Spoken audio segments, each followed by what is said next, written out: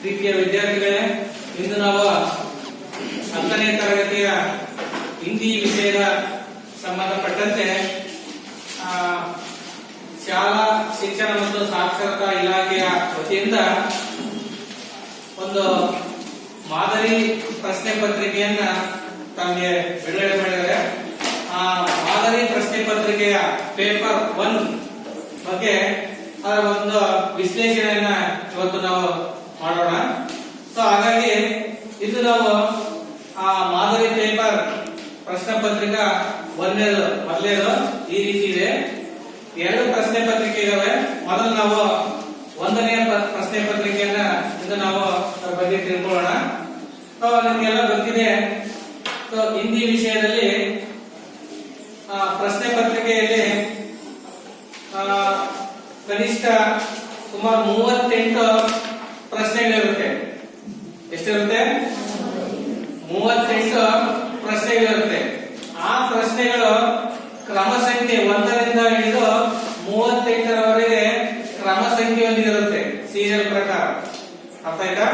So ಅದರಲ್ಲಿ ಈ ಪ್ರಶ್ನೆ ಪತ್ರಿಕೆಯಲ್ಲಿ 8 ಪ್ರಶ್ನೆಗಳು ಬಹು ವಿಕಲ್ಪೀಯ ಪ್ರಶ್ನೆಗಳಿರುತ್ತೆ. ಅಂದ್ರೆ ಹಿಂದೆ ನಾವು ವಸ್ತುನಿಷ್ಠ ಪ್ರಶ್ನೋತ್ತರ ಅಂತ ಕರಿತೀವಿ, ಬಹು ವಿಕಲ್ಪೀಯ ಪ್ರಶ್ನೆ ಅಂತ ಕರಿತೀವಿ. ಸೊ ಆ ಇಂಗ್ಲಿಷ್ ಮಲ್ಟಿಪಲ್ ಚಾಯ್ಸ್ ಕ್ವೆಶ್ಚನ್ ಅಂತ ಕರಿತೀವಿ. ಸೊ ಹಾಗಾಗಿ ಇದರಲ್ಲಿ ನಿಮಗೆ 8 ಮಲ್ಟಿಪಲ್ ಚಾಯ್ಸ್ ಕ್ವೆಶ್ಚನ್ ಇದಾವೆ. ಸೊ ಅವುಗಳನ್ನ ಇಂದು ನಾವು ನೋಡ್ತಾ ಹೋಗೋಣ.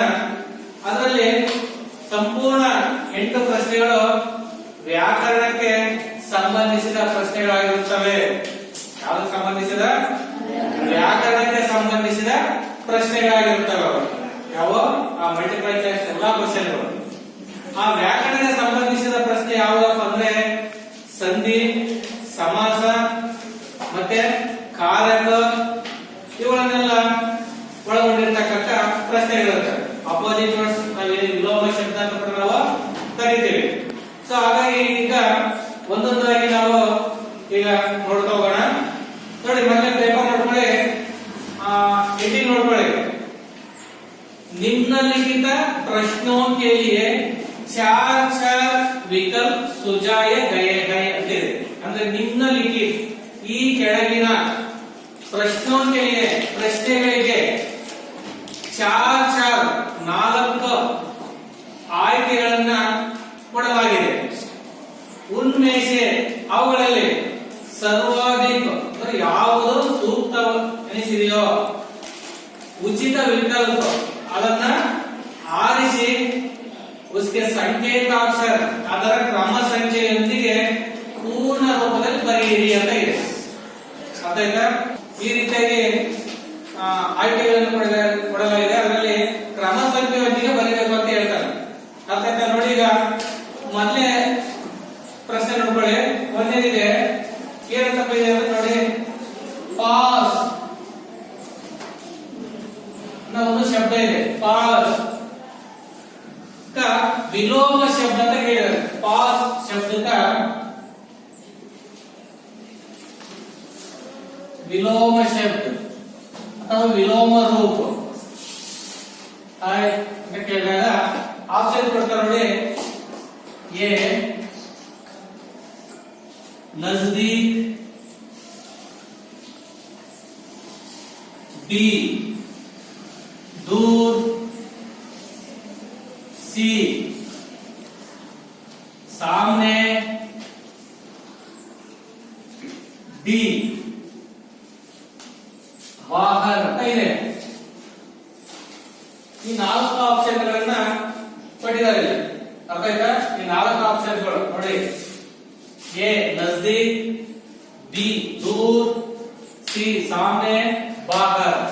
ಈಗ ಯಾವ ರೀತಿ ನೀವು ಕಂಡುಹಿಡಬೇಕು ಅಂದ್ರೆ ನೋಡಿ, ಇದು ವಿಲೋಮ ಅಂತ ಇದೆ, ಅಂದ್ರೆ ಅಪೋಸಿಟ್ ವರ್ಡ್ಸ್. ಯಾವುದಕ್ಕೆ? ಪಾಸ್ ಅನ್ನುವ ಒಂದು ಶಬ್ದಕ್ಕೆ. ಹಾಗಾದ್ರೆ ಇವುಗಳನ್ನ ಸಂಪೂರ್ಣ ಅರ್ಥವನ್ನು ತಿಳ್ಕೋಬೇಕು. ಉದಾಹರಣೆ ನಜದೀಕ್ ಅಂತ ಇದೆ. ಇದರ ಅರ್ಥ ಏನು? ನಜದೀಕ್ ಅಂದ್ರೆ ಸಮೀಪ ಅಂತ, ಆದ್ರೆ ಸಮಾನಾರ್ಥಕ ಶಬ್ದ. ಹಾಗಾದ್ರೆ ಇಲ್ಲಿ ಏನ್ ಕೇಳಿದ್ರೆ ಸಮಾನಾರ್ಥಕ ಕೇಳಿಲ್ಲ, ಪರ್ಯಾಯವಾಚಕ ಕೇಳಿಲ್ಲ, ಅಪೋಸಿಟ್ ವರ್ಡ್ಸ್ ಕೇಳಿಲ್ಲ. ಅದಕ್ಕೆ ಪಾಸ್. ನೆಕ್ಸ್ಟ್ ಎರಡನೇದು ದೂರ. ಇದು ಪಾಸ್ ಅನ್ನೋ ಶಬ್ದ ನಿಮ್ಗೆ ಗೊತ್ತಾದ್ರೆ ಅಪೋಸಿಟ್ ಬರೀತೀರಿ. ಪಾಸ್ ಅಂದ್ರೆ ಹತ್ತಿರ ಅಂತ, ಇದಕ್ಕಿಂತ ಏನಾಯ್ತು ಸಮಾನಾರ್ಥಕ ಶಬ್ದ ಆಯ್ತು, ಹಾಗಾಗಿ ಇದು ಬರೋದಿಲ್ಲ. ಪಾಸ್ ಅಂದ್ರೆ ಏನು, ಹತ್ತಿರ, ಸಮೀಪ, ನಜದೀಕ್ ಇಷ್ಟ ಅರ್ಥ ಬರುತ್ತೆ. ಇದು ದೂರ, ಹತ್ತಿರಕ್ಕೆ ವಿರುದ್ಧ ಪದ ಯಾವುದು, ದೂರ, ಹೌದಲ್ಲ. ನೆಕ್ಸ್ಟ್ ಸಾಮ್ನೆ, ಸಾಮ್ನೆ ಅಂದ್ರೆ ಮುಂದೆ, ಹೌದಲ್ವಾ, ಇದು ಬರೋದಿಲ್ಲ. ಬಾಹರ್, ಬಾಹರ್ ಅಂದ್ರೆ ಹೊರಗೆ, ಹಾಗಾಗಿ ಇದು ಯಾವುದು ಬರೋದಿಲ್ಲ.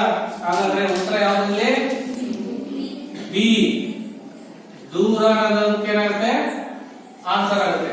ಅವಾಗ ಯಾವ ರೀತಿ ಬರೆಯಬೇಕಂದ್ರೆ ಕ್ರಮ ಸಂಖ್ಯೆಯನ್ನು ಉತ್ತರ ಬಿ ಅಂತ ಹಾಕ್ಬಿಟ್ಟು ಈಗ ಹಾಕ್ಬಿಟ್ಟು ದೂರ ಅಂತ ಬರಬೇಕು. ಅರ್ಥಾಯ್ತಪ್ಪ. ಈಗ ನೀವು ಒಂದ್ ವೇಳೆ ಇಲ್ಲೇನ್ ಮಾಡ್ತೀರಿ, ಇದು ಆಟನೇ ಇಲ್ಲ, ದೂರ ಅಂತ ಬರೀತೀರಿ. ಇಲ್ಲಿ ಕ್ರಮ ಸಂಖ್ಯೆ ಆಗಿ ಕೇಳಿರೋರು ಏನೋ ಬೀನೋ ಸೀನೋ ಡಿ ಅಥವಾ 1 2 3 ಅಥವಾ 4 ಈಗ ಬರೋದು ಕೂಡ ತಪ್ಪಾಗುತ್ತೆ. ಅವ್ರ ಕ್ರಮ ಸಂಖ್ಯೆ ಒಂದು ಕೇಳಿದಾಗ ನೀವು ಕ್ರಮ ಸಂಖ್ಯೆಯನ್ನ ಹಾಕ್ಲೇಬೇಕು. ಒಂದ್ ವೇಳೆ ನೀವು ಅವಸರದಲ್ಲಿ ಏನ್ ಮಾಡ್ತೀರಿ, ಬರೀ ಕ್ರಮ ಸಂಖ್ಯೆ ಎಷ್ಟೇ ಹಾಕ್ತೀರಿ, ಬಿ ಆನ್ಸರ್ ಅಂತ ಬಂದು ಮುಂದ್ಕೊಳ್ಬಿಡ್ತೀರಿ, ಬರೀ ಬಿ ಅಂತ, ಅದು ಕೂಡ ತಪ್ಪಾಗುತ್ತೆ. ಆ ಬಿ ಅಂದ್ರೆ ಯಾವ್ದು ಇದೆಯೋ ಅದನ್ನ ಸಂಪೂರ್ಣ ಬರೀಬೇಕು. ಅರ್ಥಾಯ್ತೇನಪ್ಪ. ಈ ರೀತಿಯಾಗಿ ಇದು ಎಲ್ಲ ಕನ್ನಡ, ಇಂಗ್ಲಿಷ್, ಹಿಂದಿ 3 ಭಾಷೆಯಲ್ಲಿ ಕೂಡ ಈ ರೀತಿ ಬರೀಬೇಕು, ಕ್ರಮ ಸಂಖ್ಯೆ ಹಾಕ್ಬಿಟ್ಟು ಬರೀಬೇಕು. ಗೊತ್ತಾಯ್ತು. ಈಗ ಪಾಸ್ शब्द का जो अपोजिट वर्ड दूर, ಇದರಲ್ಲಿ ಇನ್ನೊಂದು ಬೇರೆ ಪ್ರಶ್ನೆ ಪहिले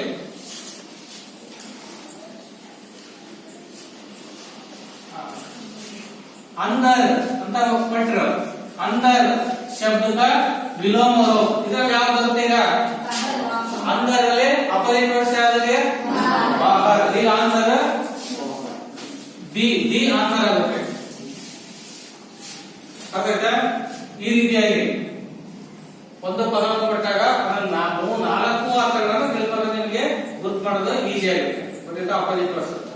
ನೆಕ್ಸ್ಟ್ ಎರಡನೇ ನೋಡ್ಕೊಳ್ಳಿ, निम्नलिखित में से एक वचन शब्द, निम्नलिखित में से एक वचन शब्द ಕೇಳಿದ್ದಾರೆ ಅಂದ್ರೆ ಆ ಕೆಳಗೆ ಇರತಕ್ಕಂತ ಶಬ್ದಗಳಲ್ಲಿ ಏಕವಚನ ಶಬ್ದ ಯಾವುದು ಅಂತ ಹೇಳ್ಬಿಟ್ಟು ನೋಡಿ. ಇಲ್ಲಿ ಕೊಟ್ಟಿದ್ದಾರೆ, ಪ್ರಶ್ನೆ ಬರೆಯಲ್ಲ, ಆಪ್ಷನ್ ಬರೀತೀನಿ. ये किताबें, बी वस्तुएं,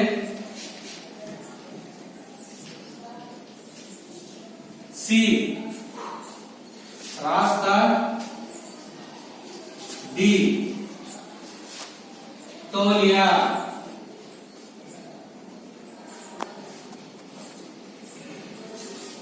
ಇದರಲ್ಲಿ ಏನಿದೆ, ನೀವು ಏಕವಚನ ಶಬ್ದವನ್ನು ಗುರುತಿಸಬೇಕು. ಇಲ್ಲಿ ಏಕವಚನ ಶಬ್ದ ಯಾವುದನ್ನು ನೀವು ಗುರುತಿಸಬೇಕು. ಕಿತಾಬೆ ಇದು ಏಕವಚನ ಬಹುವಚನ, ದೀಕ್ಷಿತ್.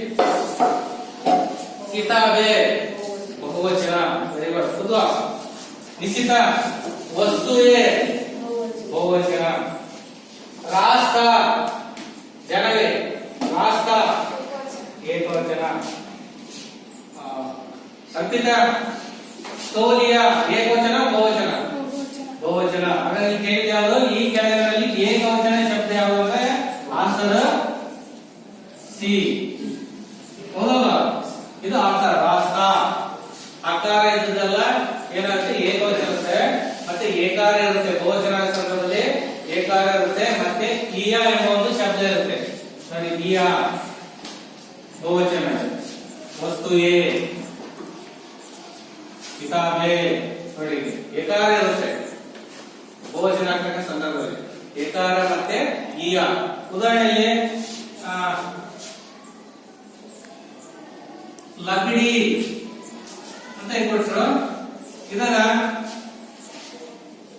ಬಹುವಚನ ಏನ್ ಬರೀತೀರಿ, ಲಕಡಿಯ. ನೋಡಿ ಯಾವಾಗ ಬರಬೇಕು, ಲಾ ಬರಬೇಕು, ಕಾ ಬರಬೇಕು, ದಿ ರಸ್ವ ಬರಬೇಕು, ದೀರ್ಘ ಬರಬೇಕಲ್ಲ, ಲಕಡಿಯ ಈ ತರ. ಮತ್ತೆ ನೀವು ಇದು ಆಪ್ಷನ್ ಎರಡೇ ಇರುತ್ತೆ, ಲಕಡಿಯ ಅಂತ ಕೂಡ ಇರುತ್ತೆ. ನೀವು ಕನ್ಫ್ಯೂಸ್ ಮಾಡ್ಕೊಂಡು ಏನಾರ ಇದಕ್ಕೂ ಬರದೆ ಅಂದ್ರೆ ನಿಮ್ಗೆ ಏನು 100 ಬಂತು ಅಂದ್ರೆ 70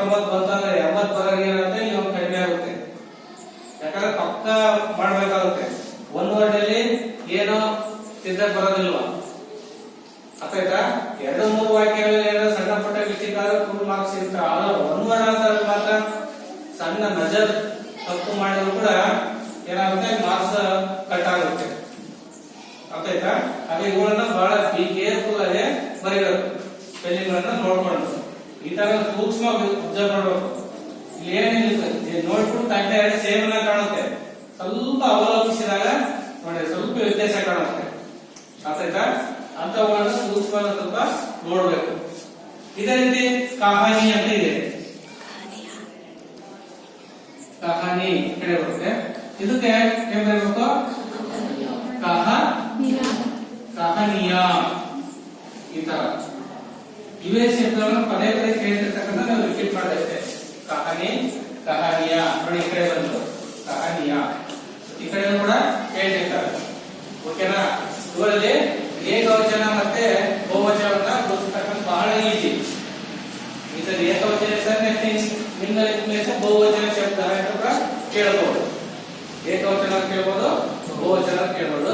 ಸರಳವಾಗಿರ್ತಕ್ಕಂಥ ಅವ್ರು ಹಾಕಿರ್ತಾರೆ, ನಿಮ್ಗೆ ಕಷ್ಟವಾದೇನಲ್ಲ, ತಕ್ಷಣ ಪಡ್ತಕ್ಕಂಥ. ನೆಕ್ಸ್ಟ್ ಯಾವುದು? 3ನೇ ಕ್ವಶನ್.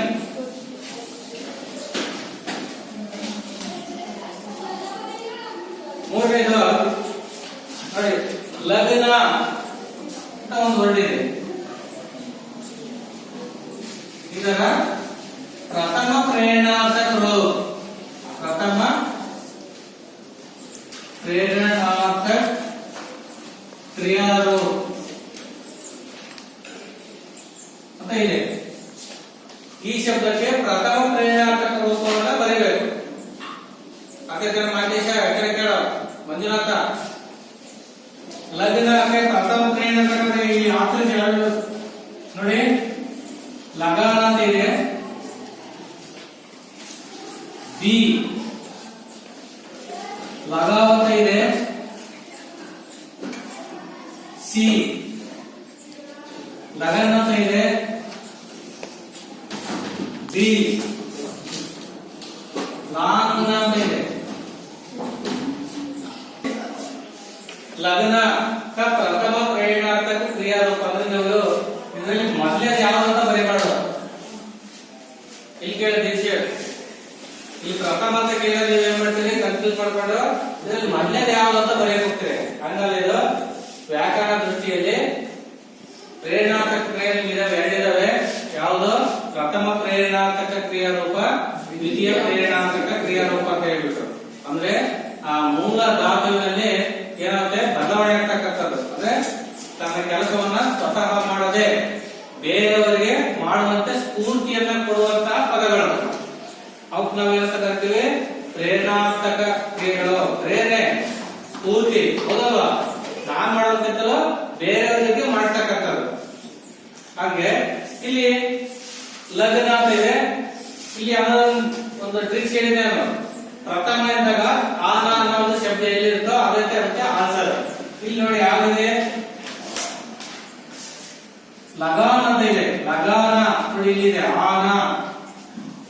ಸರಿನಾ? ಇದಕ್ಕೆ ಆನ್ಸರ್ ಲಗಾನ. ಮತ್ ಲಗಾನ್ ಅಂತ ಇದೆ, ಇದು ಬರಲ್ಲ, ಕೆರೆ ಇಲ್ಲ, ಯಾಕಂದ್ರೆ ಇದು ತಪ್ಪು. ಲಗನ್ ಇದು ಕೂಡ ತಪ್ಪು, ಆನ ಕೂಡ ತಪ್ಪು. ಇನ್ನೊಂದ್ಸರಿ ಡ್ಯಾಡಿ ಬಿಟ್ಟು ಏನಾಗುತ್ತೆ, ಲಘುವಾನ ಅಂತ ಕೊಡ್ತಾರೆ. ಲಘುವಾನ ಅಂದ್ರೆ ಇದು ದ್ವಿತೀಯ ಪ್ರೇರಣಾರ್ಥಕ ಕ್ರಿಯಾರೂಪ. ಸರಿನಾ? ಹಾಗಾಗಿ ಇದು ದ್ವಿತೀಯ, ಇದು ಪ್ರಥಮ. ಸರಿ, ಇದು ಪ್ರಥಮ ಲಗಾನ. ಆಗುತ್ತೇನಪ್ಪ? ಅದೇ ರೀತಿ ಇಲ್ಲಿ ಇನ್ನೊಂದು ಪದ ಅದೇ ರೀತಿ ಕೊಡ್ತಾರೆ, ಬೇರೆ ಕೊಡ್ತಾರೆ. ಒಂದು ಪದ ಪದ ತಿಳ್ಕೊಂಡ್ರೆ ಮಾತಾಡ್ತಾರೆ. ಲಿಂಗ್ನ ಅಂತ ಇದೆ. ಲಿಂಗ್ನ ಇದರ ಪ್ರಥಮ ಪ್ರೇರಣಾರ್ಥಕ ರೂಪ ಲಿಂಗಿ ಅಂತ ಕೊಟ್ಟ. ಇಲ್ಲಿ ಉದಾಹರಣೆ ಲಿಂಗ್, ಬಿ ಲಿಖಾನ, ಸಿ ಲಿಖವಾನ, ಡಿ ಲಿಖನ್. ಹೀಗೆ ಕೊಡ್ತಾರೆ. ಇದ್ರ ಯಾವ್ದಂತ ಈಗ ಪ್ರಥಮ ಪ್ರೇರಣಾರ್ಥಕ ಕ್ರಿಯಾರೂಪ ಯಾವುದು? ಲಿಖನ ಎಂಬ ಪದಕ್ಕೆ ಯಾರಪ್ಪ? ಲಕ್ಷ್ಮಣ. Answer is B. ಇದು ಲಿಖಾನ. ಪ್ರಥಮ ಅಂದಾಗ ಇದರಲ್ಲಿ ಪ್ರಥಮ ಅಂತ ತಿಳ್ಕೊಬಾರ್ದು. ಅದೇ ಲಿಖನ ದ್ವಿತೀಯ ಪ್ರೇರಣಾರ್ಥಕ ಕುಳಿಸುವಾಗ ಅನ್ನೋ ಶಬ್ದ ಬರುತ್ತೆ. ಅರ್ಥ ಆಯ್ತಾ? ಅಪ್ಪ ನಿಮ್ಗೆ ಓಕೆನಾ? ಇದು ಒಂದು ಈಸಿ ಆಗ್ತದೆ. ಅದೇ ಇನ್ನೊಂದು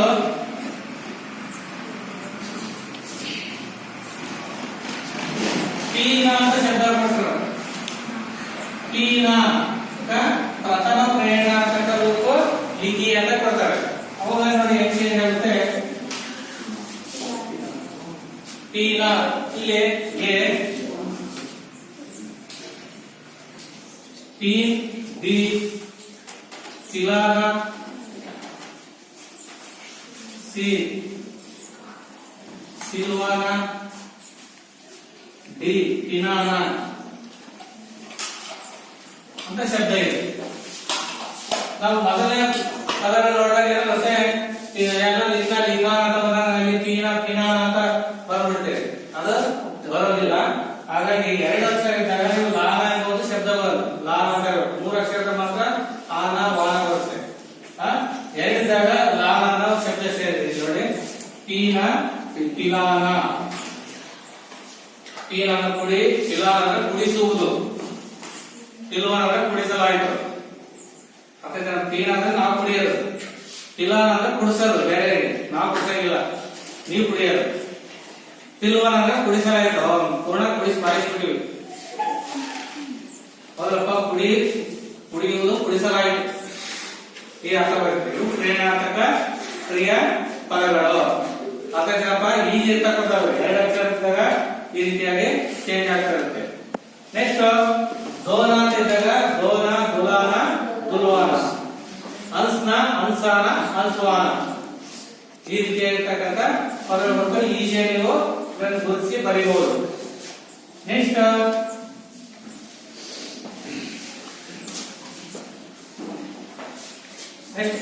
ಶಬ್ದ ಸದೈವ ಒಂದು ವರ್ಡ್ ಇದೆ. सदैव शब्द में संधि है. सदैव ಎಂಬ ಶಬ್ದದಲ್ಲಿ ಯಾವ ಸಂಧಿಗೆ ಉದಾಹರಣೆ ಇದೆ? ಸದೈವ ನೋಡಿ ಆಪ್ಷನ್ಸ್ ಇದೆ. ದೀರ್ಘ ಸಂಧಿ, ಎಂಡ್ ಸಂಧಿ, ಗುಣ ಸಂಧಿ, ವೃದ್ಧಿ ಸಂಧಿ. ಯಾವ್ದಿರುತ್ತೆ ಆನ್ಸರ್? ವೃದ್ಧಿ ಸಂಧಿ ನೋಡಿ, ವೃದ್ಧಿ ಸಂಧಿ. ನೆಕ್ಸ್ಟ್ ಇದರಲ್ಲಿ ಮತ್ತೆ ಇನ್ನೊಂದು ಪಟ ಏಕೈಕ. ಏಕೈಕ ಅಂತ ಒಂದು ಪಟ ಕೂಡ ಏನಾಗುತ್ತೆ, ಅದು ಕೂಡ ವೃದ್ಧಿ ಸಂಧಿಗೆ ಉದಾಹರಣೆ. ಅದಕ್ಕೆ ಯಾಕಂದ್ರೆ ಎರಡು ಚಿಹ್ನೆಗಳಿರ್ತಾರೆ, ನೋಡ್ಕೊಂಡ್ಬಿಡಿ. ಎರಡು ಚಿಹ್ನೆಗಳು ಐ ನಮ್ಮ ಒಂದು ಶಬ್ದದಲ್ಲಿ ಬರುತ್ತೆ. ಏಕೈಕ, ಸದೈವ, ಹೌದಲ್ಲ? ಈ ರೀತಿಯಾಗಿರ್ತಕ್ಕಂಥದ್ದು ಏನಾಗುತ್ತೆ, ವೃದ್ಧಿ ಸಂಧಿಗೆ ಉದಾಹರಣೆ. ನೋಡಿ ಇದರಲ್ಲಿ ಮತ್ತೆ ದೀರ್ಘ ಸಂಧಿಗೆ ಉದಾಹರಣೆ ಅಂದ್ರೆ ಯಾವ್ದು ಕೊಡಬಹುದು? ದೀರ್ಘ ಸಂಧಿ. ದೀರ್ಘ ಸಂಧಿ ಅಂದ್ರೆ ಸವರ್ಣ ದೀರ್ಘ ಸಂಧಿ. ಯಾವುದು? ದೇವಾಲಯ. ದೇವ ಪ್ಲಸ್ ಆಲಯ, ದೇವಾಲಯ ಅಂದ್ರೆ ಅದೇ ಅಕ್ಷರಗಳು ದೀರ್ಘವಾಗಿ ಬರ್ತವೆ, ಹೌದಲ್ಲಪ್ಪ? ಹ್ರಸ್ವಾಕ್ಷರಗಳೇ ದೀರ್ಘಾಕ್ಷರಗಳಾಗಿ ಬದಲಾವಣೆ ಆದಾಗ ಏನಾಗ್ತಾರಲ್ಲ, ಸವರ್ಣ ದೀರ್ಘ ಸಂಧಿ ಉದಾಹರಣೆ. ನೆಕ್ಸ್ಟ್ ಇದರಲ್ಲಿ ಆ, ಈ, ಉ ಅಂತ ನಾನು ಹೇಳಿದೆ, ಹೌದು? ಉದಾಹರಣೆ ಗಿರೀಶ ಅಂತ ವರ್ಡ್ ಬಂದಾಗ ಅದು ಸವರ್ಣ ದೀರ್ಘ ಸಂಧಿಗೆ ಉದಾಹರಣೆ. ಅದಕ್ಕೆ ಅಪೋಸಿಟ್ ಗಣೇಶ ಅಂತ ಬಂತಂದ್ರೆ ಅದು ಗುಣ ಸಂಧಿಗೆ ಉದಾಹರಣೆ. ರಮೇಶ, ಹೌದಲ್ಲ? ಇವೆಲ್ಲ ಗುಣ ಸಂಧಿಗೆ ಉದಾಹರಣೆ. ಇಕಾರ, ಈಶ ಅಂತ ಏನೋ ಇಕಾರ ಇಕಾರವಲ್ಲ, सवर्ण दीर्घ संधि के उदाहरण. नेक्स्ट निम्नलिखित में से स्त्रीलिंग शब्द ಈ ಕೆಳಗಿನಲ್ಲಿ ಸ್ತ್ರೀಲಿಂಗ ಶಬ್ದ ಯಾವುದು ಅಂತ ನೆಕ್ಸ್ಟ್ ನೋಡಿ, ಎಷ್ಟು ಈಜಿ ಇದಾವೆ. ಈ ಕೆಳಗಿನಲ್ಲಿ ಸ್ತ್ರೀಲಿಂಗ ಶಬ್ದ ಯಾವುದು ಅಂತ 3 ಪುಲ್ಲಿಂಗ ಶಬ್ದ ಕೊಟ್ಟಿದ್ದಾರೆ, ಒಂದು ಮಾತ್ರ ಸ್ತ್ರೀಲಿಂಗ ಶಬ್ದ ಕೊಟ್ಟಿದ್ದಾರೆ. ಉದಾಹರಣೆ ಎ ಮಾಲಿ ಅಂತ ಇದೆ, ಬಿ ಕವಿ, ಸಿ ಬೇಟಿ, ಡಿ ಬಾಯಿ ಅಂತ ಇದೆ. ಇದರಲ್ಲಿ ಸ್ತ್ರೀಲಿಂಗ ಶಬ್ದ ಯಾವುದು ಅಂತ ಹೇಳ್ಬಿಟ್ಟು ಮಾಲಿ, ಕವಿ, ಬೇಟಿ, ಬಾಯಿ. ಇಲ್ಲ ಬಾಯಿಗೆ ತಗೊಳ್ಳೋಣ. ಬಾಯಿ ಪುಲ್ಲಿಂಗ ಶಬ್ದನ ಸ್ತ್ರೀಲಿಂಗ ಶಬ್ದ? ಪುಲ್ಲಿಂಗ, ಹೌದಲ್ವಾ? ಬಾಯಿ ಸಹೋದರ. ಬೇಟಿ ಅಂದ್ರೆ ಸ್ತ್ರೀಲಿಂಗ ಶಬ್ದ, ಮಗಳು, ಹೌದಲ್ಲ? ಇದು ಸ್ತ್ರೀಲಿಂಗ ಶಬ್ದ. ಕವಿ ಪುಲ್ಲಿಂಗ. ನೆಕ್ಸ್ಟ್ ಮಾಲಿ, ಇದು ಪುಲ್ಲಿಂಗ ಶಬ್ದ. ಹಾಗಾದ್ರೆ ಕೇಳಿದ್ರೆ ಯಾವುದು ಇಂಗ್ಲಿಷ್? ಸ್ತ್ರೀಲಿಂಗ ಶಬ್ದ. ಇದು ಬೇಟಿ, ಬೇಟಿ ಸ್ತ್ರೀಲಿಂಗ ಶಬ್ದ. ಬೇಟ ಅಂತಂದ್ರೆ ಪುಲ್ಲಿಂಗ ಶಬ್ದ. ಅರ್ಥಾಯ್ತಪ್ಪ? ವಾಹನ ಅಂತಂದ್ರೆ ಸ್ತ್ರೀಲಿಂಗ ಶಬ್ದ. ಅರ್ಥಾಯ್ತಾ? ಈ ರೀತಿಯಾಗಿರ್ತಕ್ಕಂಥದ್ದು. ನೆಕ್ಸ್ಟ್ ಆರಿಂದ ಸಮಾಸಕ್ಕೆ ಸಂಬಂಧಪಟ್ಟಂತೆ करकमल शब्द में समास है ಅಂತ ಇದೆ. करकमल ಇದು ಯಾವ ಸಮಾಸಕ್ಕೆ ಉದಾಹರಣೆ? ಯಾವುದು? करकमल. करकमल ಇದನ್ನು ನಾವು ಕಮಲ ಏನಿದೆಯಲ್ಲ ಇದನ್ನ ಯಾವುದಕ್ಕೆ ಹೋಲಿಕೆ ಬೇಡ? ಇದು ಉಪಮೇಯ ಮತ್ತೆ ಉಪಮಾದ ಬರುತ್ತೆ. ಕಮಲ ದತ್ತ ಯಾರು? ಕರ ಅಂದ್ರೆ ಕೈ. ಕಮಲ ದತ್ತೆ ಕೈ ಉಳ್ಳವಳು ಯಾರು? ಅವರೇ ಯಾರು? ಲಕ್ಷ್ಮಿನ ಯಾರು? ಸರಸ್ವತಿನ ಲಕ್ಷ್ಮಿನ? ಲಕ್ಷ್ಮಿ, ಹೌದಲ್ಲ? ಅದಕ್ಕೆ ಯಾವ್ದಲ್ಲಿ ಇಲ್ಲಿ ಉಪಮೇಯ ಉಪಮಾನ ಅಲಂಕಾರದಲ್ಲಿ ಬರುತ್ತೆ. ಹೋಲಿಕೆಯ ವಸ್ತು ಮತ್ತೆ ಹೋಲಿಸಲಾಗ್ತಕ್ಕಂಥ ವಸ್ತು. ಹಾಗಾಗಿ ಇದು ಕರ್ಮಧಾರೆಯ ಸಮಾಸಕ್ಕೆ ಉದಾಹರಣೆ. ಕರ್ಮಧಾರೆಯ ಸಮಾಸ. ಕರ್ಮಧಾರೆಯ ಸಮಾಸಕ್ಕೆ ಉದಾಹರಣೆ ಕರಕಮಲ. ಚಂದ್ರಮುಖ, ಚಂದ್ರಮುಖಿ, ಹೌದಲ್ಲಪ್ಪ? ಈ ಎಲ್ಲಾ ಶಬ್ದಗಳು ಕರ್ಮಧಾರೆಯ ಸಮಾಸಕ್ಕೆ ಉದಾಹರಣೆ. ಕನಕಲತ, ಈ ರೀತಿಯಾಗಿರ್ತಕ್ಕಂಥ ಶಬ್ದಗಳು. ನೆಕ್ಸ್ಟ್ ಇದು ಬಿಟ್ರೆ ಕರ್ಮಧಾರೆಯ ಸಮಾಸ ಬಿಟ್ರೆ ತತ್ಪುರುಷ ಸಮಾಸವನ್ನು ಕೇಳ್ತಿರ್ತಾರೆ. ರಾಜವಂಶ, ರಾಜಸಭಾ, ಹೌದಲ್ಲ? ದೇಶ ಪ್ರೇಮ, ಇವೆಲ್ಲ ಕೂಡ ಏನಾಗುತ್ತೆ? ತತ್ಪುರುಷ ಸಮಾಸಕ್ಕೆ ಉದಾಹರಣೆ ಕೂಡ ಆಗುತ್ತೆ. ದ್ವಂದ್ವ ಸಮಾಸ ಅಂದ್ರೆ ನೀವು ಈಜಿ ತಿಳ್ಕೋಬಹುದು. ಒಂದು ವಿರುದ್ಧವಾಗಿರುತ್ತೆ. ಪಾಪ ಪುಣ್ಯ, ಮಾತಾ ಪಿತಾ, ಈ ರೀತಿಯಾಗಿರ್ತಕ್ಕಂಥ ಚಿಕ್ಕ ಕೈಪಲ್ಯ ಇರುತ್ತೆ. ಅವೆಲ್ಲ ಏನಾಗುತ್ತೆ? ದ್ವಂದ್ವ ಸಮಾಸ. 7 ನೋಡಿ. ಇದರಲ್ಲಿ ಕಾರಕವನ್ನ ನಾವು ಗುರುತಿಸಬೇಕು. ಯಾವ ಚಿಹ್ನೆಯನ್ನ, ಯಾವ ವಿಭಕ್ತಿ ಪ್ರತ್ಯಯನ ಹಾಕ್ಬೇಕಂತ ಕೂಡ ಅದು ಕೂಡ ಒಂದು ಮಾರ್ಕ್ಸ್ಗೆ ಇರುತ್ತೆ. ಇಲ್ಲಿ ವ್ಯಾಕರಣ ಸಂಬಂಧಪಟ್ಟಂತೆ ಆಜ್ ಡ್ಯಾಶ್ ಯುಗ ಇಂಟರ್ನೆಟ್ ಯುಗ ಹೈ ಅಂತ ಇದೆ. ಇಲ್ಲಿ ಯಾವ ವಿಭಕ್ತಿ ಪ್ರತ್ಯಯನ ಹಾಕ್ಬೇಕು? ನಾವು ಹಿಂದಿಯಲ್ಲಿ ಕಾರಕ ಅಂತ ಕರಿತೀವಿ. ಉದಾಹರಣೆ ನೋಡಿ, ಇಲ್ಲಿ ನೇ ಅಂದ್ರೆ ಹೂ, ಮೇ ಅಂದ್ರೆ ಅಲ್ಲಿ, ಪರ್ ಅಂದ್ರೆ ಮೇಲೆ, ಕ ಅಂದ್ರೆ ಆ ಅನ್ನೋ ಒಂದು ಶಬ್ದ ಬರುತ್ತೆ. ಆಗ ನೀವು 8 ಕಾರಕಗಳ ಅರ್ಥ ತಿಳ್ಕೊಂಡ್ರೆ ಈಸಿಯಲ್ಲಿ ಹಾಕ್ಬಹುದು. ಅಲ್ಲಿ ಇಲ್ಲಿ ನೋಡಿ, ಆಜ್ ಅಂದ್ರೆ ಇಂದು, ಡ್ಯಾಶ್ ಯುಗ ಇಂದಿನ, ಆ ಅಂತ ಬಂತು. ಅಲ್ಲಿ ಆ ಅಂದ್ರೆ ಯಾರು ಹಾಕ್ಬೇಕು? ಅಲ್ಲಿ ಕ. ಆ ತರ ನೀವು ಅರ್ಥ ಮಾಡ್ಕೋಬೇಕು ವಾಕ್ಯವನ್ನ. ಆಜ್ ಆಜ್ನೆ ಅಂತ ಬರಲ್ಲ. ಹಾಗಾಗಿ ಏನಾಗಬೇಕು? ಆಜ್ ಕಾ ಯುಗ ಇಂಟರ್ನೆಟ್ ಕ ಯುಗ ಹೈ. ಈ ರೀತಿಯಾಗಿರ್ತಕ್ಕಂಥ ಒಂದು ಇದ್ದೇ ಇರುತ್ತೆ ಕಾರಕಗಳಲ್ಲಿ. ನೆಕ್ಸ್ಟ್ ಒಂದು ಯಾವ ಚಿಹ್ನೆಯನ್ನು ಹಾಕಬೇಕು? ಪ್ರಶ್ನಾರ್ಥಕ ಚಿಹ್ನೆಗಳಿಗೆ ಸಂಬಂಧಪಟ್ಟಂತೆ ಒಂದಿರುತ್ತೆ. आपकी चप्पली कोई पहन गया, आपकी चप्पली कोई पहन गया ಅಂತ ಇದೆ. ಇಲ್ಲಿ ನೋಡಿ, ಇಲ್ಲಿ ಯಾವ ಒಂದು ವಿರಾಮ ಚಿಹ್ನೆಯನ್ನು ನಾವು ಬಳಸಬೇಕು? ಚಿಹ್ನೆಯನ್ನ ಅಂತ ಹೇಳ್ಬಿಟ್ಟು ನೋಡಿ. ಪೂರ್ಣ ವಿರಾಮ. ಪೂರ್ಣ ವಿರಾಮ ಅಂದ್ರೆ ವಾಕ್ಯ ಸಂಪೂರ್ಣವಾಗಿ ಆಗಿರಬೇಕು. ಉದಾಹರಣೆ ಮೈ ಪಡ್ತಾ ಹೋ, ಅಲ್ಲೇನಂತೆ ನಾನು ಓದ್ತೇನೆ, ಪೂರ್ಣ ವಿರಾಮ ಆಯ್ತು. ಅದಕ್ಕೆ ಅಲ್ಲಿ ಬರೋದಿಲ್ಲ. ಇಲ್ಲಿ ಪ್ರಶ್ನಾರ್ಥಕ ಚಿಹ್ನೆ ಇದೆ, ಶಬ್ದ ಇದೆ, ಯಾವುದು? ಕೋಯಿ ಅಂತ ಇದೆ. ಅವು ನಾವು ಸುಲಭವಾಗಿ ಕಂಡುಹಿಡಿಯುವುದು. ಇದು ಪ್ರಶ್ನೆ ಚಿಹ್ನ ಅಂತ ಹೇಳಿ, ಪ್ರಶ್ನವಾಚಕ ಚಿಹ್ನ. ಆನ್ಸರ್ ಸಿ ಇದೆ ನೋಡಿ. ಇಷ್ಟು 8 ವಸ್ತುನಿಷ್ಠ ಪ್ರಶ್ನೋತ್ತರಗಳಲ್ಲಿ ನಿಮಗೆ ಕೇಳ್ತಿರ್ತಾರೆ ಪರೀಕ್ಷೆಯಲ್ಲಿ. ಇವುಗಳ ಪರಿಚಯನ ಪೇಪರ್ ನಲ್ಲಿ ನೋಡ್ಕೋಬೇಕಾಗುತ್ತೆ. ಸರಿನಾ? ನೆಕ್ಸ್ಟ್ ಸೆಕೆಂಡ್ ಲೈನಲ್ಲಿ ನಿಮಗೆ ಅನುರೂಪತಾ ಪ್ರಶ್ನಾಂಕ ಬರುತ್ತೆ. ಅನುರೂಪತಾ ಅಂದ್ರೆ ಹೋಲಿಕೆಯ ಪದಗಳು ಅಂತ ಕನ್ನಡದ ಅರ್ಥ. ಹೋಲಿಕೆಯ ಪದಗಳು ಯಾವ್ದು ಹೋಲಿಕೆ? ಮೊದಲೇ ಅವರೇ ಕೊಟ್ಟಿರ್ತಾರೆ, 2 ಶಬ್ದ ಕೊಟ್ಟಿರ್ತಾರೆ, ಅವು ಹೋಲಿಕೆ ಮಾಡಬೇಕು. ಅದು ತಂದೆ ಹೆಸರು ಕೇಳಿದನೋ, ತಾಯಿ ಹೆಸರು ಕೇಳಿದನೋ, ಇಸ್ವಿ ಕೇಳಿದನೋ, ಅದೇ ರೀತಿ ಕೂಡ 3 ಅಂತ ಆನ್ಸರ್ ಮಾಡಬೇಕು. 3ನೇ ಪ್ರಶ್ನೆ ಕೊಡ್ತಾರೆ, ನಾವು ಉತ್ತರ ಬರೀಬೇಕು. ಒಂದು ಮಾದರಿ 2 ಅಂತ ತಿಳ್ಕೊಳ್ಳೋಣ. ಮೊದಲೇದು 2 ಶಬ್ದಗಳು ಮಾದರಿ, 3 ಕೊಟ್ಟಿರೋದು, 3ನೇ ಕಂಡು ಹಿಡಿಬೇಕು.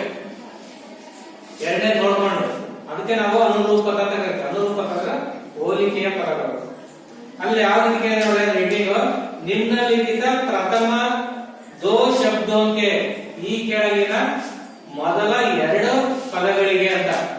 ಶಬ್ದ ಅಂದ್ರೆ ಪದಗಳಿಗೆ ಅಥವಾ ಅಕ್ಷರಗಳಿಗೆ. ಮೊದಲ 2 ಶಬ್ದಗಳಿಗೆ ಸೂಚಿತ ಸೂಚಿಸಿರುವ ಸಂಬಂಧಕ್ಕೆ ಅದರ ಸಂಬಂಧಿಸಿದ ಅನುರೂಪ ಸಂಬಂಧಿಸಿದ ಹೋಲಿಕೆಯ ತೀಸರೇ ಶಬ್ದಕ 3ನೇ ಶಬ್ದಕ್ಕೆ ಸಂಬಂಧಿಸಿದ ಶಬ್ದವನ್ನು ಬರೆಯಿರಿ. ನಿಮ್ಮ ಪುಸ್ತಕದ ಪ್ರತಿಯೊಂದು ಅಭ್ಯಾಸದಲ್ಲಿ ಕೂಡ ಅನುರೂಪಕ ಅಂತ ಕೂಡ ಇದಾವೆ. ಅವನ್ನೆಲ್ಲ ನೋಡ್ಕೋಬೇಕು. ಪುಸ್ತಕದ ಏನು ಅಭ್ಯಾಸ ಮಾಡಿರ್ತಕ್ಕಂಥವನ್ನ ಇದರಲ್ಲಿ 2 ಗದ್ಯದಲ್ಲಿ ಕೊಡ್ತಾನೆ, 2 ಪದ್ಯದಲ್ಲಿ ಕೇಳ್ತಿರ್ತಾನೆ. ಗದ್ಯ ಪದ್ಯದಲ್ಲಿ ಉದಾಹರಣೆ ನೋಡಿ. 9ನೇದು ಗಿಲ್ಲು ಕಿ ಪ್ರಿಯ ಲತಾ ಸೋನು ಜೂಹಿ ಅಂದ್ರೆ ಗಿಲ್ಲುವಿನ ಇಷ್ಟವಾಗಿರ್ತಕ್ಕಂಥ ಪ್ರಿಯವಾಗಿರ್ತಕ್ಕಂಥ ಲತಾ ಅಂದ್ರೆ ಅದರ ಬಳ್ಳಿ ಯಾವ್ದಪ್ಪ ಅಂದ್ರೆ ಸೋನು ಜೂಹಿ ಅಂದ್ರೆ ಒಳ್ಳೆ ಜಾಜಿ ಮಲ್ಲಿಗೆ ಗಿಡ ಬಳ್ಳಿ. ಅದೇ ರೀತಿ ಗಿಲ್ಲುಕ ಪ್ರಿಯ ಖಾದ್ಯ, ಹಾಗಾದ್ರೆ ಇಷ್ಟವಾದ ಆಹಾರ ಯಾವುದು ಅಂತ ಕೇಳ್ತಾರೆ. ಅವೇನ್ ಬರಬೇಕು? ಕಾಜು. ಇಷ್ಟವಾಗಿರ್ತಕ್ಕಂಥ ಆಹಾರ ಕಾಜು. ಅದನ್ನಪ್ಪ ಖಾದ್ಯ ಅಂದ್ರೆ ಪದಾರ್ಥ ಅಥವಾ ಆಹಾರ. ನೆಕ್ಸ್ಟ್ ಆಧುನಿಕ ಮಾನವ ವಿಶ್ಲೇಷಣೆ ಅಭಿನವ ಮನುಷ್ಯ. ಅದೇ ರೀತಿ ಬೇಹಿಮಾನಿ ಪರ್ ವ್ಯಂಗ್ಯ, ಇದು ಯಾವ ಪಾಠ ಸಂಬಂಧಿಸಿದ್ದು? ईमानदारों सम्मेलन में, ईमानदारों के सम्मेलन में ಅಂದ್ರೆ ಏನಪ್ಪ ಅಂದ್ರೆ ಇದು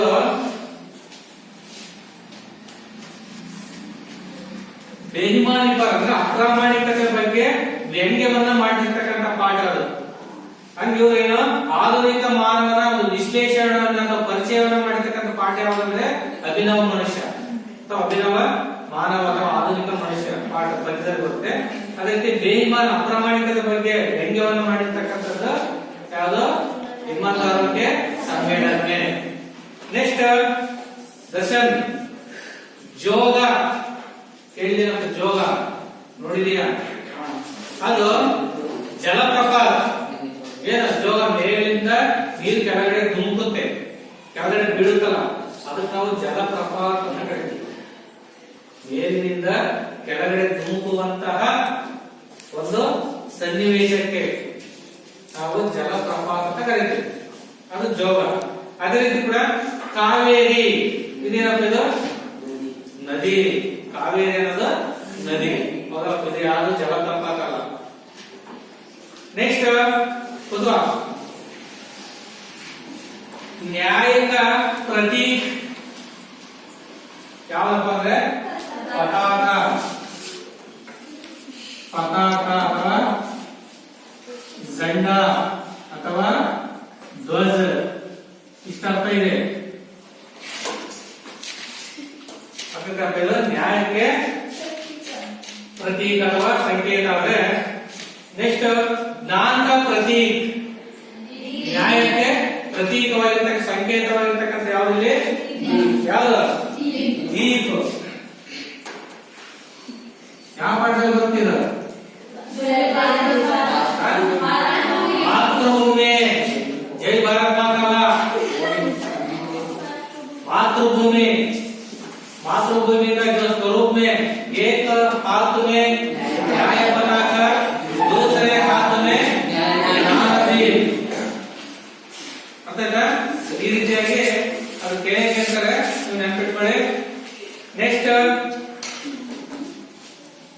ನಾಲ್ಕಾಯ್ತು. ನೆಕ್ಸ್ಟ್ ಥರ್ಡ್ ಲೈನ್ ನಲ್ಲಿ लेखक पहनने के कपड़े सिरहने दबाकर क्यों सोए. one word answer ಅಂದ್ರೆ लेखक पहनने के कपड़े सिरहने दबाकर क्यों सोए. ಲೇಖಕರು ಧರಿಸುವಂತಹ ಬಟ್ಟೆಗಳನ್ನ ಸಿರಹನೆ ದಬಕರ್ ತಲೆ ದಿಂಬಿನ ಕೆಳಗೆ ಇಟ್ಬಿಟ್ಟು ಏಕೆ ಮಲಗಿದರು. ಏಕೆ ಮಲಗಿದ್ರು ಏನು ಅಲ್ಲಿ ಒಂದೇ ವರ್ಡ್ लेखक पहनने के कपड़े अगर कोई चोरी कर लिया हो इसलिए सिरहने दबाकर सोया. ಬೇರೆ ಯಾರಾದರೂ ಕೂಡ ಏನು ಕದಿಯುವರೆಂದು ಕಳ್ತನ ಮಾಡ್ತಾರೆ ಎಂಬ ಒಂದು ಉದ್ದೇಶದಿಂದ ತಲೆ ದಿಂಬಿನ ಕೆಳಗೆ ಇಟ್ಬಿಟ್ಟು ಮಲಗಿಕೊಂಡ್ರು. ಯಾರೋ ಲೇಖಕರು. चोरी ಅಂತ ಒಂದು ವರ್ಡ್ ತಂದು ಸಾಕು. किसी ने जो चोरी करता है इसलिए सिरहने दबाकर सोया. नेक्स्ट साधुराम को किस कारण से अस्पताल में भर्ती करना पड़ा.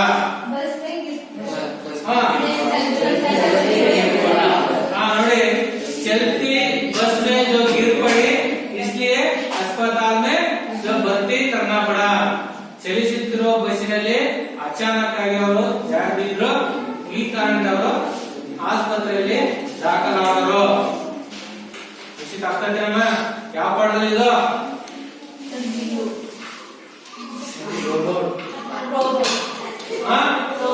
ರೋಬೋಟ್ ಗಿಲ್ಲು ಅಂತೆ ನೀನು ಒಂದು ಗಿಲ್ಲು. नेक्स्ट दिनकर जी के अनुसार आधुनिक मनुष्य आधुनिक दुनिया कैसी है. दिनकर जी के अनुसार यह पढ़ना दिनकर जी के अनुसार ನೋಡಿ ದಿನಕರ್ ಜಿ ಅಂದ್ರೆ ಪದ್ಯ ಬರೆದಿರ್ತಕ್ಕಂಥ ಕವಿ ಅವರು ಹೌದಲ್ಲ. ರಾಮಧಾರಿ ಸಿಂಹ ದಿನಕರ್ ಜಿ ಕೆ ಅನುಸಾರ ಅವರ ಪ್ರಕಾರವಾಗಿ ಜನವೇ ಆಧುನಿಕ ದುನಿಯಾ ಅಂದ್ರೆ ಈಗಿನ ಆಧುನಿಕ ಜಗತ್ತು ವಿಶ್ವ ಹೆಂಗಿದೆ ಆ ಸವಿಯ ಪ್ರಕಾರವಾಗಿ ಈಚೆ ಬರುವುದು ದಿನಕರ್ ಜಿ ಕೆ ಅನುಸಾರ ಆಧುನಿಕ ದುನಿಯಾ ನವೀನ್ और ವಿಚಿತ್ರ है. ಬಹಳ ಹೊಸತನವಾಗಿದೆ, ಬಹಳ ವಿಚಿತ್ರವಾಗಿದೆ ಇಂದಿನ ಜಗತ್ತು. ಈಜಿ. नेक्स्ट कृष्ण की शिकायत किसके प्रति है. ಪ್ರಶ್ನೆ ನೋಡಿ ಕೃಷ್ಣನ ಒಂದು ದೂರುಗಳು किसके प्रति है ಯಾರ ಬಗ್ಗೆ. ಯಾರ ಬಗ್ಗೆ भाई बलराम भाई बलराम बलराम के प्रति भाई बलराम के प्रति ಅಂದ್ರೆ ಸಹೋದರ ಬಲರಾಮನ ಬಗ್ಗೆ ತನ್ನ ತಾಯಿ ಯಶೋಧ ಮಾತೆ ಹತ್ರ ಸಂದೇಶವನ್ನ ಹೇಳ್ತಾ ಇದ್ದಾರೆ. ಯಾರು ಕೃಷ್ಣ. ಇಷ್ಟು ನೋಡಿ 4 ಒಂದು ವಾಕ್ಯದಲ್ಲಿ ಉತ್ತರಿಸತಕ್ಕಂಥದ್ದು. ಇದರಲ್ಲಿ ಯಾವ್ದ್ರಲ್ಲಿ ಕೇಳಿದ್ರೆ ನಿಮ್ಮ ಪುಸ್ತಕದಲ್ಲಿ ಒಂದು ವಾಕ್ಯದಲ್ಲಿ ಇರ್ತಕ್ಕಂಥದ್ದು ಈಜಿ. ಯಾವ್ದೋ ಕಬ್ಬು ಕಾಮ ಕಿತ್ತನೆ ಕ್ಯೋ ಅನ್ನೋ ಏನ್ ಹೊರಡಿದಿರಲ್ಲ ಅವನ್ನೆಲ್ಲ ನೀವು ನೋಡ್ಕೊಂಡ್ರೆ ಅವೆಲ್ಲ ಒಂದು ಹಂತಕ್ಕೆ ಬರ್ತಕ್ಕಂಥವು. विश्लेषण कीजिए, बताइए, विवरण दीजिए, स्पष्ट कीजिए. ಇವನ್ನೆಲ್ಲ ಏನಿರ್ತಾವಲ್ಲ ಇವೆಲ್ಲ 3 ಅಂಕದ ಪ್ರಶ್ನೆಗಳು. ವಿವರಣೆ ಕೊಡ್ತಕ್ಕಂಥದ್ದು ಆಯ್ತಾ. स्पष्ट कीजिए, विवरण दीजिए, बताइए ಇವೆಲ್ಲ ಪ್ರಶ್ನೆಗಳು ನಿಮಗೆ 3 ಅಂಕಕ್ಕೆ ಅಥವಾ 4 ಅಂಕಕ್ಕೆ ಕೇಳ್ತಕ್ಕಂಥ ಪ್ರಶ್ನೆಗಳು. ಮತ್ತೆ ಕಹಾ ಕಬ್ ಕಿತನೆ ಅನ್ನೋ ಪ್ರಶ್ನೆಗಳು ಇದಾವಲ್ಲ ಅವೆಲ್ಲ 1 ಅಂಕಕ್ಕೆ ಕೇಳ್ತಕ್ಕಂಥ ಪ್ರಶ್ನೆಗಳು. ಮತ್ತೆ ಕೈಸೆ ಕ್ಯೋ ಅನ್ನೋದವೆಲ್ಲ 2 ಅಂಕಕ್ಕೆ ಕೇಳ್ತಕ್ಕಂಥದ್ದು. ಈ ತರ ನೀವು ಕ್ಯಾಲ್ಕುಲೇಷನ್ ಮಾಡ್ಕೊಂಡು ಓದ್ಕೋಬೇಕು. नेक्स्ट दुकानदार ने लेखक से क्या कहा. ನೋಡಿ ಕ್ವಶನ್ಗಳು ಇರ್ತವೆ. ಒಂದಕ್ಕೆ 2 ಅಂಕ, ಅಲ್ಲಿ 8 ಆಗುತ್ತೆ. 8 ಇಂಟು 2 16 ಮಾರ್ಕ್ಸ್ ಇರುತ್ತೆ. 8 ಅಂಕದವು 2 ಅಂಕದವು 8 ಕ್ವಶನ್ ಇರುತ್ತೆ. ಅರ್ಥವೇನಪ್ಪ? 8 ಕ್ವಶನ್ ಇರುತ್ತೆ. ಅದರಲ್ಲಿ ಆ ಪಾಠಿ ಗದ್ಯಾಂಶ ಏನಿದೆ ಅಲ್ಲ, ಪೂರಕ ವಾಚನ, ಅದರಲ್ಲಿ ಕೂಡ ಇದರಲ್ಲೇ ಕೂಡ ಬರುತ್ತೆ. ಅದರಲ್ಲಿ ಅಥವಾ ಅಂತ ಇರುತ್ತೆ, ಯಾವ್ದೋ ಶನಿ ಗ್ರಾಹಕ ಅಥವಾ ಅಂತ ಇರುತ್ತೆ. ಇನ್ನ ಸತ್ತಿಕಿ ಮಹಿಮಾ ಮತ್ತೆ ನಾಗರಿಕ ಕರ್ತವ್ಯ ಎರಡು ಸೇರಿ ಒಂದು ಅಂಕ ಇರುತ್ತೆ. ಅರ್ಥಾತ್ ಇದೊಂದಕ್ಕೆ 2 ಅಂಕ ಇರುತ್ತೆ. ಅದು ಶನಿ ಗ್ರಹ, ಸರಿನಾ? ಈ ರೀತಿಯಾಗಿ 4 ಅಂಕಕ್ಕೆ ಪೂರಕ ವಾಚನ ಇರುತ್ತೆ. ಹಾಗಾಗಿ 3 ಪಾಠಗಳನ್ನ ಕಡ್ಡಾಯವಾಗಿ ನೀವು ಓದ್ಕೋಬೇಕಾಗುತ್ತೆ. ನೆಕ್ಸ್ಟ್ 5th ಮೇಲೆ ನೋಡ್ಕೊಳ್ಳಿ. निम्नलिखित प्रश्नों के उत्तर 3-4 वाक्यों में लिखिए. 3-4 ವಾಕ್ಯಗಳಲ್ಲಿ ಉತ್ತರಿಸಿ ಅನ್ನೋದನ್ನ ಎಷ್ಟಿರುತ್ತೆ? 9 ಕ್ವಶನ್ ಇರುತ್ತೆ. 3 ಮತ್ತು 4 ವಾಕ್ಯಗಳಲ್ಲಿ ಉತ್ತರಿಸಿರೋದನ್ನ 9 ಕ್ವಶನ್ ಇರುತ್ತೆ. ನೋಡಿ, ಅದರಲ್ಲಿ 32ನೇ ಕ್ವಶನ್ 32 ಕ್ವಶನ್ ಯಾವಾಗ ಕೂಡ ಇದು ಭಾವಾರ್ಥದಲ್ಲಿ ಇರುತ್ತೆ. ಪದ್ಯದ ಭಾವಾರ್ಥ ಲಿಖಿಯೇ. ಹಾಗಾದ್ರೆ ಈ ಭಾವಾರ್ಥ ಯಾವ ಪದ್ಯದಲ್ಲಿ ಬರ್ತಂದ್ರೆ ತುಳಸಿಗೆ ದೋಹೆ ಪದ್ಯದಲ್ಲಿ ಕಡ್ಡಾಯವಾಗಿ ಅದೇ ದೋಹೆ ಕೇಳ್ತಕ್ಕಂಥದ್ದು. ಆ ಭಾವಾರ್ಥ 5 ದೋಹೆಗಳಿವೆ. ಅದರಲ್ಲಿ ಯಾವ್ದಾದ್ರು ಕೂಡ ಒಂದು ಪದ್ಯ ಬರುತ್ತೆ. ಅದು ಪ್ರಶ್ನೆ ಸಂಖ್ಯೆ ಎಷ್ಟು? 32. ಮತ್ತೆ ಯಾವ್ದೇ ಕಾರಣಕ್ಕೂ ಚೇಂಜ್ ಆಗಲ್ಲ. 31ನೇ ಕೊಡ್ಬೋದಾ, 34ನೇ ಕೊಡ್ಬೋದಾ ಚೇಂಜ್ ಇಲ್ಲ. 32ನೇ ಪ್ರಶ್ನೆ ಯಾವ್ದು ನೀವು ತಲೆ ಇಟ್ಕೋಬೇಕು, ಅದು ಪದ್ಯದ ಭಾವಾರ್ಥ.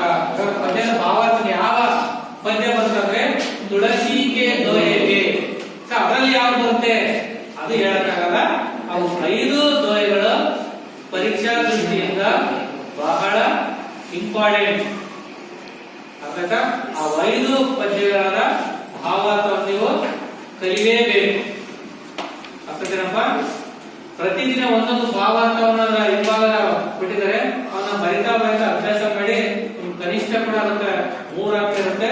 3 ಅಂಕ ಕೂಡ ಸಿಕ್ಕೇ ಸಿಗುತ್ತೆ. ಆದ್ರೆ ಅದು ಪ್ರಾರಂಭ ಮಾಡೋದಕ್ಕೆ ಯಾವ ರೀತಿ ಮಾಡಬೇಕಪ್ಪ ಅಂದ್ರೆ, ಮೊದಲು ಯಾವ ಕವಿ ಹೆಸರನ್ನು ಬರಬೇಕು, ಯಾವ ಪದ್ಯದ ಹೆಸರನ್ನು ಬರಬೇಕು, ಪದ್ಯ ಮತ್ತೆ ಕವಿ ಹೆಸರನ್ನು ಬರೀಬೇಕು. ಅರ್ಥಾತ್ ಉದಾಹರಣೆ ನೋಡಿ, ಫಸ್ಟ್ कविता का नाम. ನೀವು ಸಿಂಪಲ್ ಆಗಿ ತಿಳ್ಕೊಳ್ಳಿ, ಉದ್ದವಾಗಿ ಬರೆಯಕ್ಕೆ ಹೋಗ್ಬೇಡಿ. कविता का नाम तुलसी के दोहे. तुलसी के दोहे ಇನ್ವರ್ಟೆಡ್ ಅಂತ ಮಾಡಬೇಕು, ಅಂಡರ್ಲೈನ್ ಮಾಡಬೇಕು, ನೀಟಾಗಿ ಡಾಟ್ ಹಾಕಬೇಕು. ನೆಕ್ಸ್ಟ್ कवि का नाम.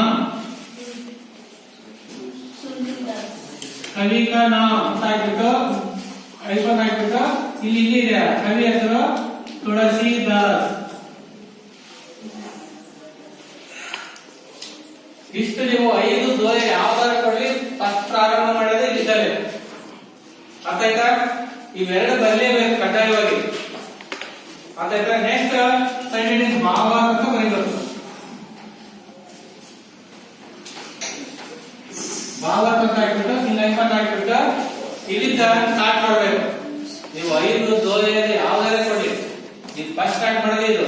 ಇದೆಲ್ಲಕ್ಕೂ ಇದೇನಂತೆ ಫಾರ್ಮುಲಾ ಇದ್ದಂಗೆ. ಗಣಿತದಲ್ಲಿ ಫಾರ್ಮುಲಾ ಇರುತ್ತಲ್ಲ, ಸೂತ್ರ, ಆ ಸೂತ್ರ ಹಾಕೊಂಡೆ ಮುಂದೆ ಹೋಗ್ಬೇಕಲ್ಲ. ಯಾವ್ದಾರ ಕೊಡ್ಲಿ ಹಂಗೆ ಈ ದೋಹೆದಲ್ಲಿ ಇವುಗಳನ್ನ ಕಲಿಯಬೇಕು. ಏನ್ ಈಜಿ ಇದೆ, ಏನಾದ್ರು ಕಷ್ಟ ಇಲ್ಲ. ಕವಿತಾಕನ ತುಳಸಿ ಕೆ ದೋಹೆ, ಕವಿತಾನ ತುಳಸಿದಾಸ್. ನೆಕ್ಸ್ಟ್ ಭಾವಾರ್ಥ ಅವಾಗ ಏನ್ ಮಾಡ್ಬೇಕು, ತುಳಸಿದಾಸ್ ಕಹತೆ ಹೈ ಕಿ ಅಂತ ಸ್ಟಾರ್ಟ್ ಮಾಡೋದು. ಇಲ್ಲೇ ಇರುತ್ತೆ ಆ ಕವಿ ಹೆಸರು ಬರೆಯೋದು. ತುಳಸಿದಾಸ್ ಇದೊಂದು ವರ್ಡ್ ಕಲಿಬೇಕು ಅಷ್ಟೇ. ಕಹತೆ ಹೈ ಕಿ, ಈ ರಸ ಬರಬೇಕು. ಹಿಂಗ ಹಾಕೋದು ಕಹತೆ ಹೈ ಕಿ ಅಂದ್ರೆ ತುಳಸಿದಾಸರು ಹೇಳುತ್ತಾರೆ, ಏನಂದರೆ ಏನಂತ ವಿವರಣೆ ಕೊಡುತ್ತಾರೆ ಅಂತ ಸ್ಟಾರ್ಟ್ ಆಗುತ್ತೆ. ಅವಾಗ ಅದನ್ನ ಆ ಭಾವಾರ್ಥವನ್ನ ನಿಮ್ಮ ಶಬ್ದದಲ್ಲಿ ಬರ್ಕೊಂಡು ಹೋಗ್ಬೇಕು. ಒಂದ್ಸರಿ ಹೇಳ್ತಾರೆ, ಯಹ ದೋಹೆ का ಅಪ್ನೆ ಶಬ್ದ ಅಂದ್ರೆ ಇವಾಗ ಅರ್ಥ ಮಾಡ್ಕೊಂಡು ಬರೀರಿ ಅಂತ. ಇದೇನು ಅಪ್ನೆ ಶಬ್ದ ಅಂದ್ರೆ ಕನ್ಫ್ಯೂಸ್ ಮಾಡ್ಕೋಬೇಡಿ, ಅದು ಭಾವಾರ್ಥ ಬರೆಯೋದು ಅಷ್ಟೇ. ನಿಮ್ಮ ಶಬ್ದಗಳಲ್ಲಿ ಬರೀರಿ ಅಂತ ಕೇಳ್ತಾರೆ. ಅರ್ಥ ಮಾಡ್ಕೊಂಡು ನಿಮ್ಮದೇ ಇರತಕ್ಕಂತ ಕೆಲವು ಭಾಷೆ ಗೊತ್ತಿರ್ತಕ್ಕಂಥ ಅವರೇ ಇರ್ತಕ್ಕಂಥ ವರ್ಡ್ಗಳನ್ನ ಸೇರಿಸಿ ಬರೀತಿರ್ತಾರೆ. ಹೌದಲ್ಲಪ್ಪ? ಈಗ ಇದು ಪ್ರತಿಯೊಂದು ಕೂಡ ಕಡ್ಡಾಯ 5 ಗೋಲಿಗಳಿವೆ. ಜಾನಿ ಅರ್ಥ ಆಯ್ತಾ? ನೆಕ್ಸ್ಟ್ ಇದಾದ್ಮೇಲೆ 3 ಮಾರ್ಕ್ಸಿಗೆ ಕನ್ನಡನೇ ಅನುವಾದ 33ನೇ ನೆನಪಿಡಬೇಕು. ಈ 33ನೇ ಕ್ವಶನ್ ಕನ್ನಡನೇ ಅನುವಾದ ಪಿಜಿ ಅಂತ ತಿಳಿದಿರಬೇಕು. ಇದು ಕೊಟ್ಟಿರ್ತಕ್ಕಂಥ ವಾಕ್ಯವನ್ನ ಕನ್ನಡದಲ್ಲಿ ಬರೆಯೋದು. ಅಪರ್ಣ, ಕೊಟ್ಟಿರ್ತಕ್ಕಂಥ ವಾಕ್ಯವನ್ನ ಕನ್ನಡದಲ್ಲಿ ತರ್ಜುಮೆ ಮಾಡೋದು. ನೀವು ಕೆಲವರು ಏನ್ ಮಾಡ್ತಾರೆ, ಇದು ಯಾವ ಕ್ವಶನ್ ಅಂತ ಹೇಳ್ಬಿಟ್ಟು ಅದನ್ನ ಏನ್ ಮಾಡ್ತಾರೆ ಹಿಂದೆಗೆ ಬರ್ಬಿಡ್ತಾರೆ. ಅದಕ್ಕೆ ಯಾವುದೇ ಕಾರಣಕ್ಕೂ ಅರ್ಥಗಳು ಸಿಗಲ್ಲ. ಒಂದು ವೇಳೆ ಅದಕ್ಕೆ ಕನ್ನಡವನ್ನ ಏನಾಗುತ್ತೆ ಒಂದು ಮಾರ್ಕ್ಸ್ ಸಿಗಬಹುದು ವಿನಃ ಹಿಂದಿಯಲ್ಲಿ ಕೂಡ ಬಂದ್ರೆ ಆ ಕ್ವಶನ್ಗೆ ಯಾವುದೇ ಕಾರಣ ಕೂಡ ಮಾರ್ಕ್ಸ್ ಸಿಗಲ್ಲ. ಅದನ್ನ ತಲೆಗಿಟ್ಕೊಳ್ಳಿ. ನೀವು ಪ್ರಶ್ನೆ ಪತ್ರಿಕೆ ಸಿಕ್ತು ಅಂದ್ರೆ ಒಂದ್ಸರಿ ಬಂದಿದ್ದ ಒಂದ್ಸರಿ ಪಾಸ್ ಕನ್ನಡಿಸ್ಬೇಕು. ಎಲ್ಲೆಲ್ಲಿ ಯಾವ ಕ್ವಶನ್ ಇದೆ, ಯಾವ ಬಂದಿದೆ ಅಂತ ಹೇಳಿ. ಆಮೇಲೆ ನಿಧಾನವಾಗಿ ಒಂದ್ಸರಿ ಓದ್ಕೊಂತ ಹೋಗ್ಬೇಕು. ಹೌದಪ್ಪ? ನೀವು ಓದಿದ್ದೆಲ್ಲ ಕ್ಲಾಸ್ ಆಗ್ತಾ ಹೋಗುತ್ತೆ. ಹೌದಲ್ಲ? ಏಕದಮ್ ಓದಿ ಆಮೇಲೆ ಗೊತ್ತು ಅಂತ ಹೇಳ್ಬಿಟ್ಟು ಬರೆಯಕ್ ಹೋಗ್ಬೇಡಿ. ನಿಧಾನವಾಗಿ ಅವಲೋಕಿಸಿ ನೋಡಿ. ನೀವು ಓದಿದ್ರೆ ಹಂಗ ರೀಕಾಲ್ ಆಗ್ತಾ ಇರುತ್ತೆ. ಸರಿನಾ? ಹಾಗಾಗಿ ಇಲ್ಲಿ 33ನೇ ನೋಡಿ, ಇಲ್ಲಿ ಈಸಿ ಕೊಟ್ಟಿದ್ದಾರೆ. ನಿಮ್ಗೆ ಆದಷ್ಟು ಕನ್ನಡ ಅನುವಾದ ಕರ್ನಾಟಕ ಸಂಪದಲ್ಲಿ ಅಥವಾ ಬೇರೆ ಬಚಪನ್ನಲ್ಲಿ ಈಗ ಪಾಠ ಒಳಗಡೆ ಯಾವ್ದಾದ್ರು ಒಂದು ವಾಕ್ಯಗಳು ಕೊಟ್ಟಿರ್ತಾರೆ. ಇಂಥದ್ದೇ ಕೇಳೋದಿಲ್ಲ, ಸರಳವಾಗಿರುತ್ತೆ ನೋಡಿ. ಇಲ್ಲಿ ಈಸಿ ಇದೆ. ಕರ್ನಾಟಕ ಕನ್ನಡ ಭಾಷಾ ಬೋಲಿ ಜಾತಿ ಹೈ ಅಂತ ಇದೆ. ಇಲ್ಲಿ ಕರ್ನಾಟಕ ಅಂತ ಇದೆ. ನೀವು ಕನ್ನಡದಲ್ಲಿ ಬರೀಬೇಕಂತ ಏನ್ ಬರೀಬೇಕು? ಹಿಂಗಿದೆ ಹಿಂದಿಯಲ್ಲಿ. ಕರ್ನಾಟಕ ಅಂದ್ರೆ ಕರ್ನಾಟಕ ಅಂತ ಬರೆಯೋದು ಅಷ್ಟೇ ಕನ್ನಡದಲ್ಲಿ. ಕರ್ನಾಟಕ ಅಂತಿದ್ದಾಗಲ್ಲ, ಕರ್ನಾಟಕದಲ್ಲಿ ಆ ವಾಕ್ಯ ಒಂದು ವಾಕ್ಯ, ಇದು ವಾಕ್ಯನೇ ಇರಬೇಕು. ನೀವು ವಾಕ್ಯ ಮಾಡೋದು ಗೊತ್ತಿದ್ದಲ್ಲ, ಶಬ್ದ ಕರ್ಮ ಕ್ರಿಯೆದು ಮಾತ್ರ ವಾಕ್ಯನ ಗೊತ್ತಾಗುತ್ತೆ. ಆಯ್ತಾ? ಕರ್ನಾಟಕದಲ್ಲಿ ನೋಡಿ, ಕನ್ನಡ ಭಾಷಾ ಬೋಲಿ ಜಾತಿಯ ಈ ಕನ್ನಡ ಅನ್ನೋದು ಕೂಡ ಕನ್ನಡನೇ. ಹೌದಲ್ವಾ? ಕನ್ನಡ ಕನ್ನಡ ಬರೆಯೋದು. ಹೌದಲ್ವಾ? ಈ ಕನ್ನಡ ಅಂತ ಇದೆ. ನೀವೇನ್ ಮಾಡಬೇಕು? ಕನ್ನಡ ಅಂತ ಬರೆಯಬೇಕು ಅಷ್ಟೇ. ಕರ್ನಾಟಕದಲ್ಲಿ ಕನ್ನಡ भाषे कर्नाटक में कन्नड़ भाषा बोली जाती है और इसकी राजधानी बेंगलुरु है। यहाँ देश विदेश के लोग आकर बस गए हैं। ಕರ್ನಾಟಕದಲ್ಲಿ ಕನ್ನಡ ಭಾಷೆಯನ್ನ ಮಾತನಾಡುತ್ತಾರೆ ಮತ್ತು इसकी राजधानी ಇದರ राजधानी ಬೆಂಗಳೂರು। ಮತ್ತೆ पुलिस यहाँ ಇಲ್ಲಿ देश विदेश के लोग ಇಲ್ಲಿ ದೇಶ ವಿದೇಶದ ಜನರು ಬಂದು ನೆಲೆಸಿರುತ್ತಾರೆ ಅಥವಾ ವಾಸಿಸುತ್ತಾರೆ ಇಷ್ಟು ಇಲ್ಲಿ ಒಂದು ಶಬ್ದ ಇದೆ ದೇಶ ವಿದೇಶ ಅಂತ ಪಡ್ರ ದೇಶ ಹಾಗಾದ್ರೆ ಯಾವ ಸಮಾಸಕ್ಕೆ ಉದಾಹರಣೆ ಯಾವುದು ದ್ವಂದ್ವ ಸಮಾಸ ಚಿಕ್ಕ ಬಂದಿದೆ ಹಾಗಾದ್ರೆ ಇದು ದ್ವಂದ್ವ ಸಮಾಸಕ್ಕೆ ಉದಾಹರಣೆ ಈ ರೀತಿಯಾಗಿ ತೊಳ್ಕೋಬೇಕು ಆಗ್ತದೆ ಇಷ್ಟು ಇವತ್ತು ಈ ಪ್ರಶ್ನೆ ಪತ್ರಿಕೆ ವಿಶ್ಲೇಷಣೆಯನ್ನ ಮಾಡಿದ್ವಿ ಇನ್ನು ಮುಂದಿನದನ್ನ ಮುಂದಿನ ತರಗತಿಯಲ್ಲಿ ನಾವು ಇದನ್ನ ಕಂಪ್ಲೀಟ್ ಮಾಡೋಣ ಆಗ ಇದುವರೆಗೆ ಅರ್ಥ ಆಯ್ತು ತಿಳ್ಕೊಂಡು ಇವತ್ತಿನ ಈ ಪಾಠವನ್ನ ಮುಗಿಸ್ತಾ ಇದ್ದೇನೆ ಧನ್ಯವಾದಗಳು।